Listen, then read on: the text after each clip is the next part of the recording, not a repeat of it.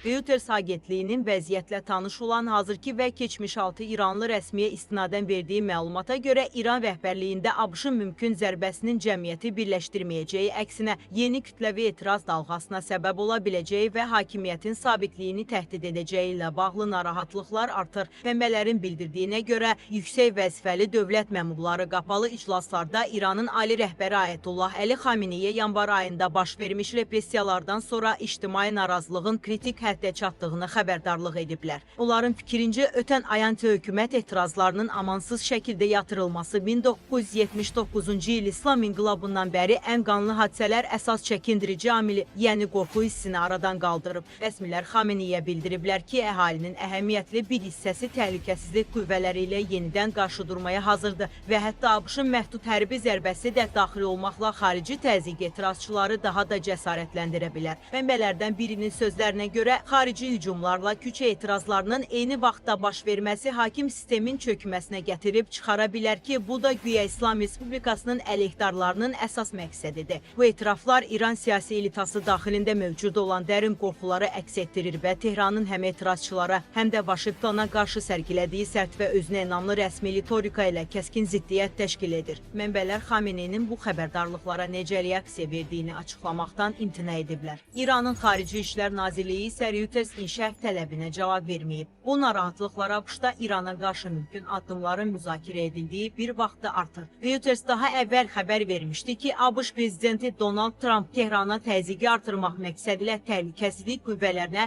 və rejimin əsas fiqurlarına qarşı hədəfli zərbələr endirməyi nəzərdən keçirib. Eyni zamanda İsrail və ərəb rəsmiləri yalnız hava zərbələrinin ruhani rejimi devirmək üçün kifayət etmədiyini bildiriblər. Keçmiş İranlı rəsmilər və müxalifət nümayəndələri də cəmiyyətdə artan qəzəb barədə xəbərdarlıq edirlər. Yanvar hadisələri fonunda 2011-ci ildən bəri ev dustaqlığında saxlanılan sabiq baş nazir Mir Hüseyn Musəvi bəyan edib ki, etirazçıların qanının tökülməsi tarixinin gedişatını qaçılmaz olaraq dəyişəcək və cəmiyyət artıq mövcud sistemi qəbul etmir. İnsan hüquqları müdafiəçiləri və şahidlərin sözlərinə görə yanvar etirazları zamanı təhlükəsizlik qüvvələri ölümcül gücdən istifadə edib və nəticədə minlərlə insan həlak olub. İran hakimiyyəti zorakılığı İsrail və ABŞ-la əlaqəli olduğu iddia edilən silahlı terrorçuların üzərinə atır. Analitiklər qeyd edirlər ki, küçələrdə nisbi sakitlik hökm sürsə də narazılığın əsas səbəbləri qalmaqdadır. İqtisadi tənəzzül, siyasi repressiyalar, korrupsiya və artan sosial bərabərsizlik elə bir mühit yaradır ki, xüsusən də xarici hücum halında yeni üsyan daha böyük güclə alovlana bilər. Reutersə danışan İranlılar bildiriblər ki, yeni etirazlar baş verərsə hökumətin sərt cavab verəcəyini gözləyirlər. Yanvar etirazları zamanı 15 yaşlı oğlunu itirən Tehranın bir sakini deyib ki, ABŞ zərbə endirərsə o yenidən küçələrə çıxacaq. Çünki onun sözlərinə görə insanların itirməyə artıq heç nəyi qalmayıb. Bu kontekstdə İsrailin siyasi və təhlükəsizlik dairələrində Amerikanın İranla uzun müddətli təmasları fonunda mümkün hərbi eskalasiya ilə bağlı gözləntilər də artır. Yüksək rütbəli İsrail mənbələri hesab edirlər ki, danışıqlar yenidən nəticəsiz qalarsa ABŞ prezidenti hərbi gücdən istifadə etməyə əl ata bilər. Bu qiymətləndirmələr İsrail rəhbərliyi ilə Donald Trump'ın nümayəndəsi arasında keçirilməsi gözlənilən görüş ərəfəsində səsləndirilir. Mənbələrin sözlərinə görə qüsə əvvəlki təcrübəyə istinad edir Tehranla dialoq tərəflər arasındakı fundamental fikir ayrılıqları səbəbindən nəticəsiz başa çatıb. Mənbələr qeyd edirlər ki, irəliləyiş olmadığı təqdirdə diplomatik yol tamamilə tükənə bilər. Bu halda isə İsrailin fikrincə Ağ Ev İrana təsir göstərmək üçün əsas vasitə kimi gücə arxalana bilər.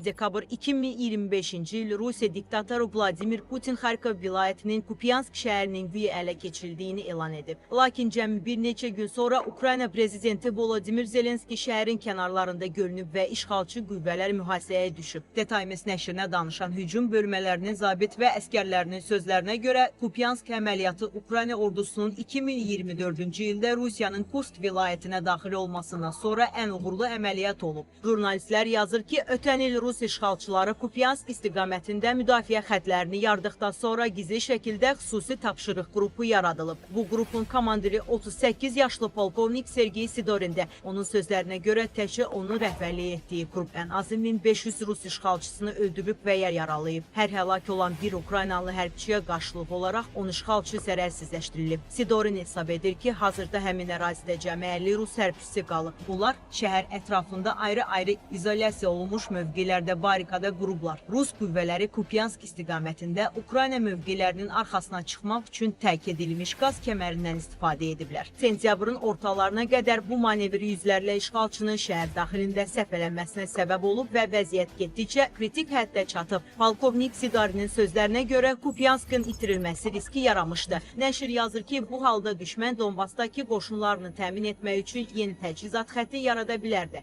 21 sentyabrda polkovnik Sidorina hələ döyüş əməliyyatlarında iştirak etməmiş yeni yaradılmış 2-ci Xartiya Korpusunun bölmələrindən 3 gün ərzində döyüş birliyi formalaşdırmaq tapşırılıb. Onların hamısı bir-birinə yad idi. Tam bir xaos idi deyə o xatırlayır. Onların qarşısında Rusiya Federasiyasının bir mexanikləşdirilmiş briqadası və 2 matatıcı alayı dayanmışdı. Sayı üstünlüyü olmadığından Ukrayna hərbçiləri düşmənin sızma taktikasına uyğunlaşmaq və onu təkmilləşdirmək qərarına gəliblər. Hücum qüvvələri hər biri 8 piyadadan ibarət kiçik dəstələrə bölünür. Onlar Rusları çaşdırmaq üçün müxtəlif istiqamətlərdə hərəkət ediblər. Biz hücum əməliyyatlarını bütün istiqamətlərdə eyni vaxtda aparmağa qərar verdik. Açıq şəkildə yox, gizli şəkildə harada uğur əldə edirdiksə onu daha da inkişaf etdirirdik deyə Sidorin izah edib. Ruslar həqiqi məqsədin nə olduğunu anlamağa macal tapmayıblar. Qruplar daim irəliləyirdi, irəli böyük ciddi döyüşlərə girmədən düşməni aşkar etdikdə əsasən onları puahlarla məhv etməyə çalışırdıq. Piyadalar isə irəliləyərək düşmənin logistika marşrutlarını kəsildi deyə hərbçi bildirib. Müdafiə qüvvələrinin hücumları, temperaturun enməsi, yağışlar və uzun müddətli dumanla eyni vaxtda təsadüf edib ki, bu da Rus kəşfiyyatının fəaliyyətini xeyli çətinləşdirib.